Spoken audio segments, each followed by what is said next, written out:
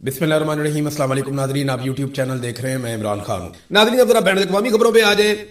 ईरानी तजावीज़ जो ईरान ने दी हैं अमेरिका को कि इन चीज़ों को इस तरीके से हल कर लेते हैं, और ये कहा कि जो जौहरी मनसूबा है हमारा या जो एटमी हमारा प्लान है उसके ऊपर बाद में डिस्कस कर लेते हैं और इसको डिस्कशन में डाल देते हैं, आलमी इदारे भी साथ में आ जाएंगे, लेकिन आपने हुर्मुज़ को खोल देते हैं और अमेरिका भी नाकाबंदी खत्म कर दे। तो इस पे बड़ा ठंडा रद्देमल दिया है डोनाल्ड ट्रंप ने, कोई खास इस पे तवज्जो दी नहीं। ईरानी तजावीज़ के ऊपर तवक्को की जा रही थी कि ट्रंप एक मुस्बत रद्देमल देगा और वो इसको खोलने की कोशिश करेगा, तो वो मुस्बत रद्देमल नहीं आया। अब ईरान ने पाकिस्तान के जरिए तजावीज़ पहुंचाई थी, लेकिन पाकिस्तान को अभी तक कोई ग्रीन सिग्नल अमेरिका की जानिब से नहीं मिला है। अच्छा, ईरान का मौक़िफ़ ये है कि अगर आपने करनी है ना बातचीत, तो यूरेनियम के ऊपर आप हमारा हक पहले तस्लीम करें और उसके बाद देखें अगर तामीरी मकासद के लिए कोई मनसूबाबंदी की जाती है, जौहरी तनसीबात लगाई जाती हैं, तो वो तो कबूल की जानी चाहिए, लेकिन ये एक लंबा प्रोसीजर है। फौरी तौर पे अगर कोई जंगबंदी करनी है, कोई मुज़ाकरात करने हैं, तो आपने हुर्मुज़ के ऊपर कर देते, लेकिन अमेरिका ने बड़ा ठंडा रद्देमल दिया है। आज की इतला ये है कि बहुत सारे जहाज आपने हुर्मुज़ में से गुजरे हैं और एक रशियन जहाज जो बड़ा लग्जरी बड़ा तगड़ा जहाज है, बहुत बड़ा, वो अमरीकी नाकाबंदी में से गुजर गया, उसको किसी ने छेड़ा भी नहीं, रोका भी नहीं। तो रूस की एक अहमियत और ताकत तो है। अमेरिका को ये आइडिया हो गया कि अगर ईरान ने उनके साथ ये किया है तो रशिया पता नहीं उनके साथ क्या करेगा। लेकिन एक दावा अमेरिका से अब सामने आ रहा है, वो ये है कि ईरान के अंदर पेट्रोल की किल्लत होने वाली है और ईरानियों को बहुत बड़ा मसला जो है उसका सामना करना पड़ेगा। दूसरी जानिब इसराइल तेजी से फौजी भर्ती करने का मनसूबा बना रहा है और बड़ी तादाद में फौजियों की भर्ती का आगाज करने जा रहा है, क्योंकि जो इसराइली फौज का सरबराह है उसने कहा कि 2026 जो है वो हमारा लड़ाई का साल है और इस साल हमने बहुत लड़ाई लड़नी है और मुख्तलिफ महाजों पे इसराइल को लड़ना पड़ेगा। अब क्योंकि इसराइल ने बहुत सारी लड़ाई लड़नी है तो उन्हें ताज़ा फौजी चाहिए और बड़ी तादाद में फौजी चाहिए, तो वहां फौजियों की अब भर्ती शुरू हो गई। अब इसमें वजह वो ये बताते हैं कि ज्यादा एरियाज पे ज्यादा लड़ाई करनी है तो ज्यादा फौजी चाहिए और कम शिफ्टों के अंदर फिर फौजियों को काम करना पड़ेगा। इसराइली फौज जो है वो दुनिया की उन फौजों में से है जिसको बेहतरीन साजो सामान दिया गया है, और यानी अब दुश्मन की फौज भी होना तो आप ये नहीं कह सकते कि वो बिल्कुल ही फारग है। जो क्वालिटी दुश्मन की फौज में है उसको भी तस्लीम किया जाना चाहिए था। मुनज़्ज़म फौज है, बेहतरीन हथियार है उनके पास, बहुत जबरदस्त ट्रेनिंग है इसराइली फौज के पास, और उनकी ये कैपेसिटी है, कैपेबिलिटी है कि वो बहुत भारी हमले कर सकते हैं। वो छोटा सा मुल्क है लेकिन उसके पीछे अमेरिका की बहुत बड़ी सपोर्ट भी है, ये उनकी एक पॉलिटिकल कामयाबी है। तो जब अमेरिकन सपोर्ट उसके साथ मिलती है तो वो बड़े दलेर हो जाते हैं। उन्होंने बहुत हमले किए, बहुत सारे मुल्कों पर हमले किए, अपने से बड़े ममालिक, ताकतवर ममालिक, उनके ऊपर अटैक किए। और ये भी एक हकीकत है, अगर आज अमेरिका पीछे हट जाए तो इसराइली फौज जो है वो चंद दिन भी खड़ी नहीं रह सकती अपने ईरान के मुकाबले में या अरब ममालिक के मुकाबले में, वो नहीं खड़े रह पाएंगे। बहरहाल वो अपनी फौजियों की तादाद बढ़ा रहे हैं और ऐसा लगता है कि उनके दिमाग में अभी भी लड़ाई चल रही है। डोनाल्ड ट्रंप को जो है वो आने वाले इलेक्शन में पहले से ही शिकस्त नजर आना शुरू हो गई है। कैसे? ये जरा आप डोनाल्ड ट्रंप का स्टेटमेंट देखें। डोनाल्ड ट्रंप ने अपने ट्रुथ सोशल मीडिया पे जो स्टेटमेंट दिया है उसमें उन्होंने धांधली का रोना रोना शुरू कर दिया।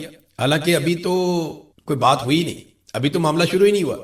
तो डोनाल्ड ट्रंप को लगता है कि 2020 में उनके साथ धांधली हुई, तो इस वजह से अभी से उन्होंने रोला डाल दिया है और उन्हें यह नजर आ रहा है कि जो मिड टर्म इलेक्शन है उनमें डोनाल्ड ट्रंप के साथ क्या होने जा रहा है। उन्होंने कहा America election are rigged, stolen and laughing stock all over the world, कि अमेरिका के इलेक्शन धांधली हुई, चोरी किए गए और पूरी दुनिया में मजाक उड़ा।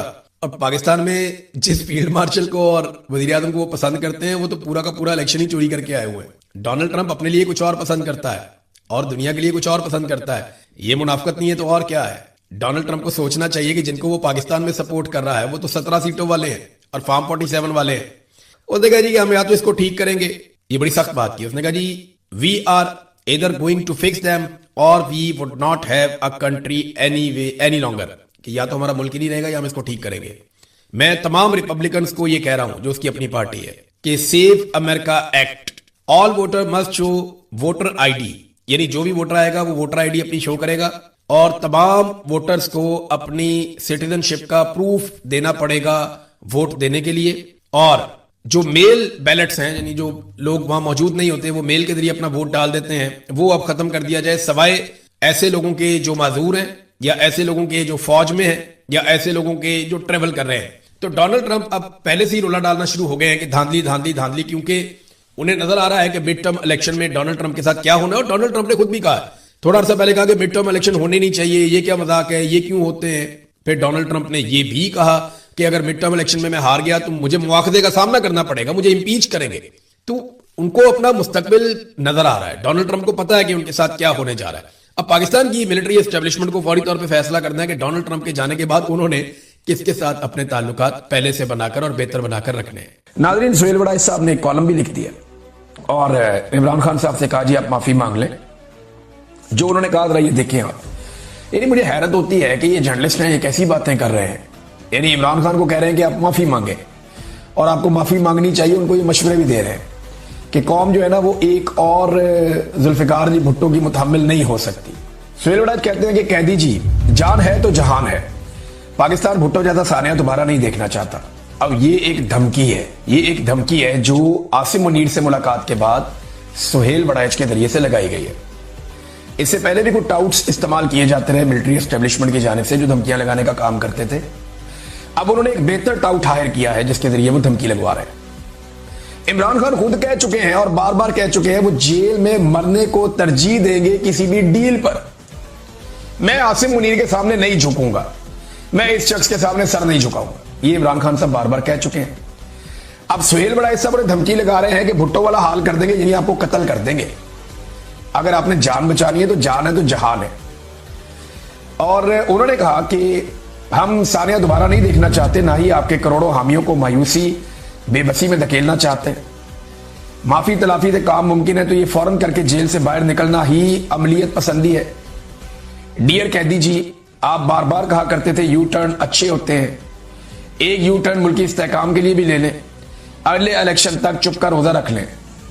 لیکن عمران خان نے یو ٹرن لیا آئی ایم ایف کے پاس جانے کے معاملے میں، ایک دو اور معاملات میں بھی لیے، لیکن وہ جو یو ٹرن عمران خان صاحب نے لیے وہ انہوں نے قوم کے لیے لیے تھے اس وقت اور اپنے موقف سے پیچھے ہٹے تھے۔ لیکن عمران خان ایک بات اور بھی کہتا تھا جو سہیل وڑائچ صاحب بھول گئے۔ عمران خان نے کہا تھا کہ میں اپنے مقصد تک پہنچنے کے لیے یو ٹرن لے سکتا ہوں لیکن اپنے مقصد پر یو ٹرن نہیں لے سکتا۔ اب عمران خان یہ کہتے ہیں کہ پاکستان کی اسٹیبلشمنٹ سے جو حقیقی آزادی ہے وہ پاکستانی قوم کو دلوانی ہے، یہ ان کا مقصد ہے۔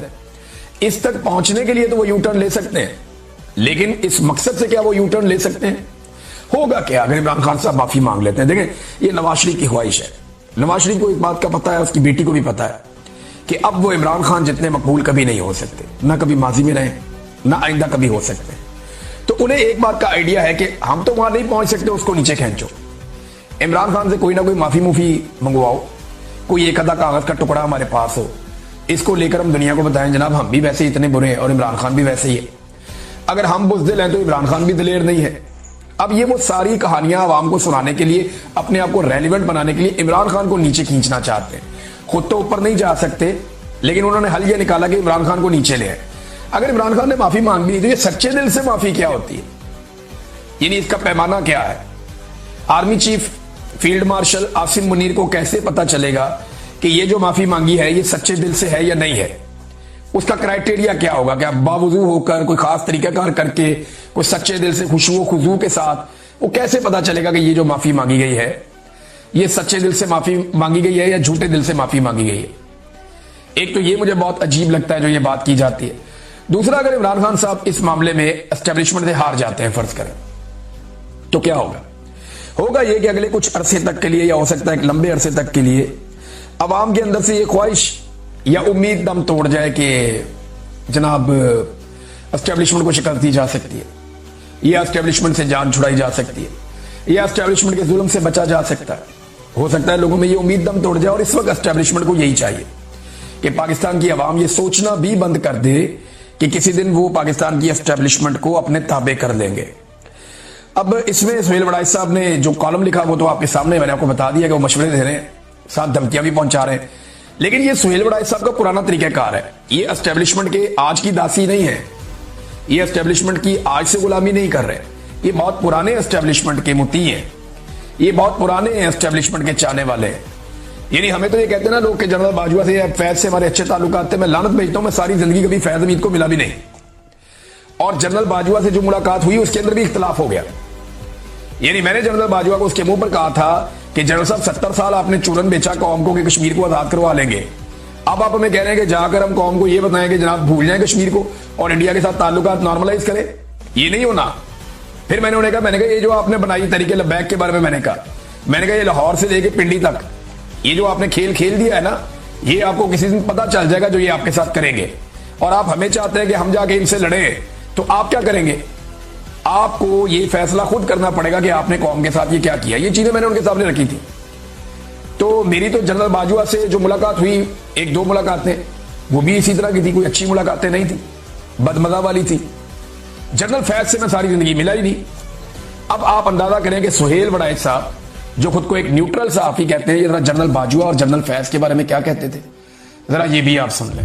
جب جنرل باجوہ کو ایکسٹینشن دی گئی تو سہیل وڑائچ صاحب نے لکھا کہ بالآخر پاکستان کی پائیدار ترقی کا راستہ ہموار ہو چکا ہے، کیونکہ تاریخ کے طالب علم اور ترقی کے خواہاں جنرل قمر جاوید باجوہ کو مزید 3 سال کے لیے آرمی چیف بنا دیا گیا ہے. اس فیصلے پر وزیر اعظم عمران خان امریکہ، یورپ اور دنیا بھر کے ممالک سے مبارکباد کے مستحق ہیں، کیونکہ اب پاکستان امن اور ترقی کی راہ پر ہی چلے گا. اندازہ کریں یہی سہیل وڑائچ ہیں جو جنرل باجوہ کی شان میں بھی قصیدے پڑھا کرتے تھے اور ان کے بارے میں اور کیا کچھ کہا کرتے تھے. یعنی انہوں نے، ذرا یہ جملے آپ سنیں، آپ کی جو ہے نا، آپ کا ایمان تازہ ہو جائے گا. انہوں نے کہا کہ تاریخ کا شعور رکھنے والے جنرل قمر جاوید باجوہ نہ افغانستان میں خانہ جنگی چاہتے ہیں اور نہ ہی بھارت کے ساتھ جنگ. سو دنیا بھر کے امن پسندوں کے لیے جنرل باجوہ کی تقرری ایک خوشخبری ہے.